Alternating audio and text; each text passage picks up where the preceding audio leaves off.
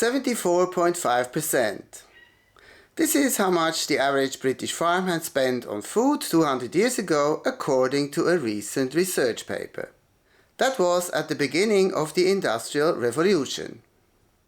18%. This is what the same kind of employee spends 200 years later to feed himself in the same country. Only about a quarter as much.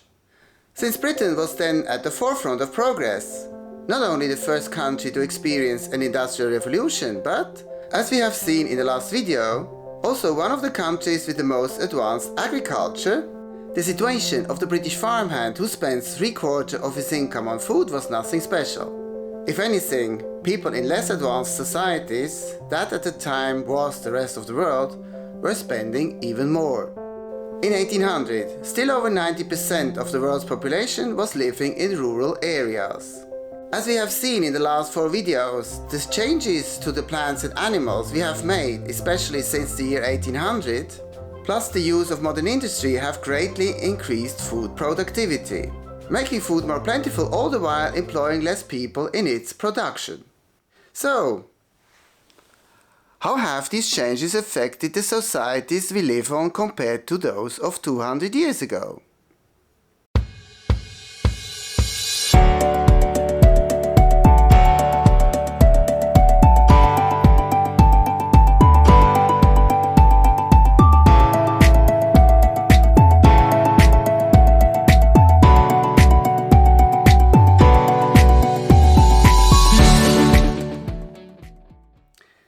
Hello and welcome to this 5th episode about our present relationship with food on Edo Ergo Sum, I am what I eat. In the first 4 episodes we were looking at how we have manipulated the plants and animals we eat to increase food productivity, and how this has enabled us largely to avoid a hunger catastrophe despite a population that is 4 times as large as 100 years ago, 8 times as large as when the Industrial Revolution started, and 20 times as large as when Columbus discovered America. Of course, such enormous productivity changes, meaning roughly 10 to 20 times as much food available as before, mean that societies went through enormous change as well. The most obvious one, visible to anyone and still not finished, is the shift to urban life. Let us see how that has changed over 200 years.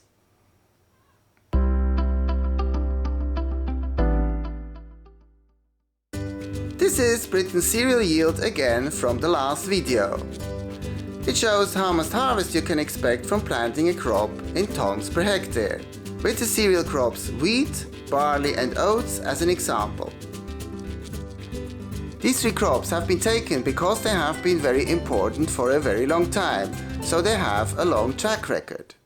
Wheat to produce our bread, the basis of our nutrition, barley to produce our beer, and oats to provide a transport fuel, as it was fed to the many horses needed to get things from A to B.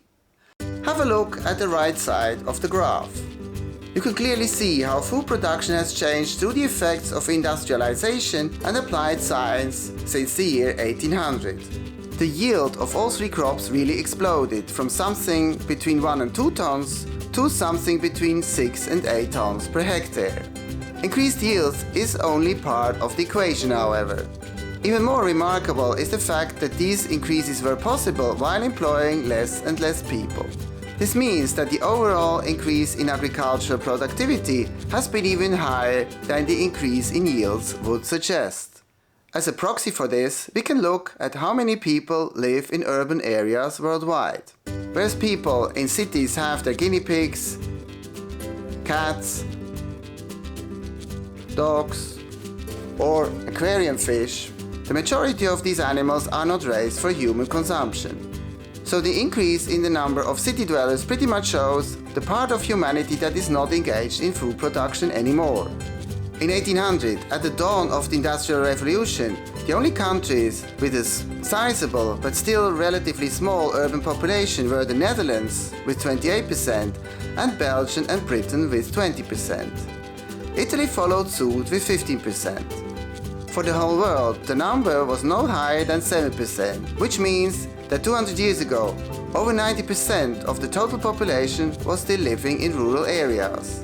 The majority of these people were peasants, even if this number includes the old baker or priest. So, as the expenditure table at the beginning of this video confirms, 200 years ago the big majority of people everywhere were engaged in food production and spent the greatest part of their income on food.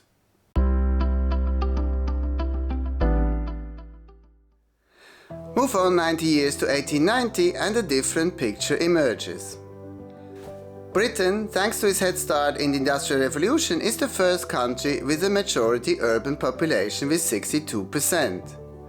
For most other Western countries, the figure is between a third, that is for Belgium, the Netherlands, the USA or Germany, and a quarter urban population, that is for France or Italy. Even then, apart from Britain, the world of 1800 would be recognizable to most people. Their societies were still predominantly rural, and being a farmer or a farmhand was the most common occupation. Move on another 60 years to 1950 and the situation is markedly different, at least in Europe, North America, Russia or Japan. All were by then industrialized countries with a majority urban population, ranging from 90% in Belgium to just about 50% in Italy. Only Russia, the Soviet Union then, with 44% urban population, is still a majority rural country, if only just. Still, this means that a mere 70 years ago, you had a good chance of being engaged in food production as a professional everywhere in the world. In most places, the share of people who did this was more than a quarter.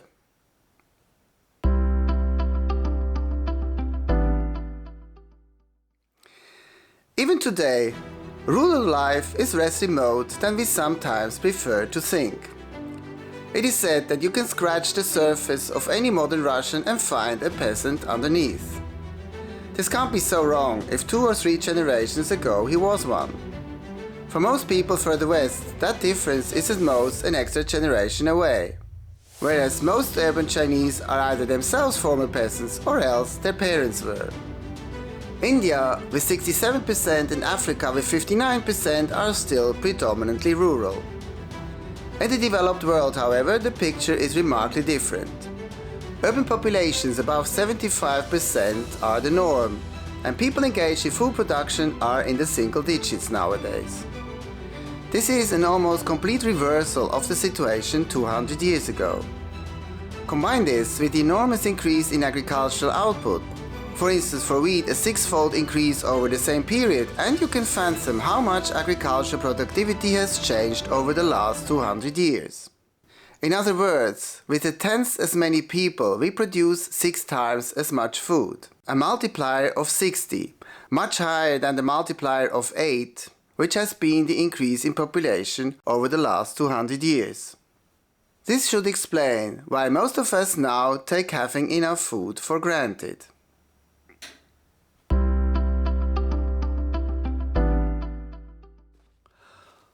All this change has had a profound influence on how society is organized. Cities and suburbs have sprung up with new jobs, and country villages have had to deal with enormous upheaval. Not only are there hardly any workhorses left, as their power has been replaced by machines.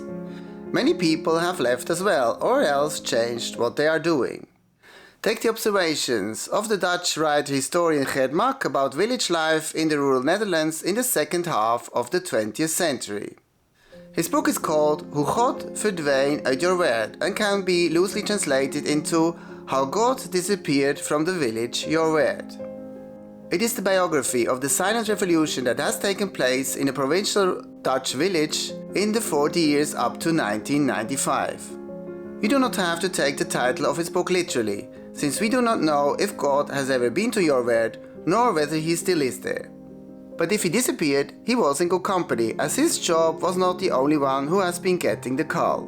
Village life in the 1990s is completely different from the one of the 1940s or 1950s. Not only are there no milkmaids employed anymore, as their task has been taken over by machines, now even on a self-service basis for cows, but there are hardly any shopkeepers left in the village, as people take their car to the nearest town or shopping center. Even the local policeman has been replaced by a regional mobile unit. The unprecedented increase in agricultural output and even bigger change in productivity have had a more positive effect on life for the rest of us. The amount we have to pay for our food has been greatly reduced. This is not so much in real money, as some items like beef or lamb are more expensive than they were 200 years ago. But this reduction is certainly true relative to our income, as you could see at the beginning of this video in the case of the British farmhand, who now has to pay only about a quarter as much to feed himself than he had to do 200 years ago. Britain is of course not the only country with such a development. For instance, compare food prices to the income of workers in the manufacturing sector in the United States during the 20th century. Paper hour worked increased much more than the price of food items like flour, butter, milk or a steak. So for each hour he works, the American worker has been able to afford more and more such food items. The situation of Britain or the United States has been replicated all over Europe, Japan, Russia, and in the last 40 years in more and more countries around the world. Almost everywhere, the majority of us have been freed from the necessity of producing our own food, as we can buy it cheaply in the nearest supermarket. This has made big increases in world economic output per person, called GDP, possible, as it has freed most of us from producing food to do other work, like making cars, providing childcare, guiding tourists, or making a YouTube video. It has put the question of hunger low on our list of daily worries, also not only in China, but also in Europe, Japan or Russia are hungry years within living memory of older people. Nowadays, most of us are used to having more than enough food. This abundance has, however, created its own problem. The opposite of hunger, obesity, has become so widespread that some people have started to call it an epidemic. What this means and how this affects our society, I have to tell you in my next video. Too much of a good thing. Thank you for watching this 5th episode about our present relationship with food on Edo Ego Sum. I am what I eat. If you did enjoy it, please hit the like button. This would help other people find it on YouTube. If you want to receive more videos like this one, also about the past or future of our relationship with food, consider subscribing to the channel. What do you think about how these changes to society have affected rural life in the country where you live? Has God also disappeared from the villages in the sense that farmers no more pray for a good harvest? Please leave your remarks and questions in the comments. I really appreciate your input. Bye for now. Hopefully to the next video, when we talk about how the opposite of hunger, obesity, is starting to become an important problem for our society in Too Much of a Good Thing.